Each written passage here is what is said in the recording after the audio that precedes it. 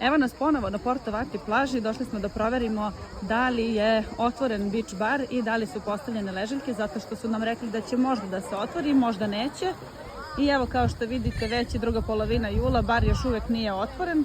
Po našoj proceni ovog leta ga uopšte neće biti na Porto Vathy plaži, međutim kada smo objavili video da nema ležaljki na ovoj plaži ove godine, mnogi od vas su se oduševili i rekli da ova plaža upravo ovako treba i da izgleda, bez ležaljki, da svi mogu da se smeste sa svojom opremom.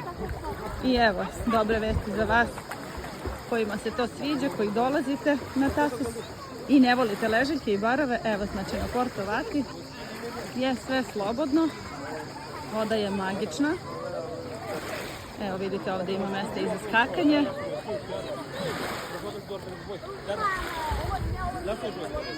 Super je.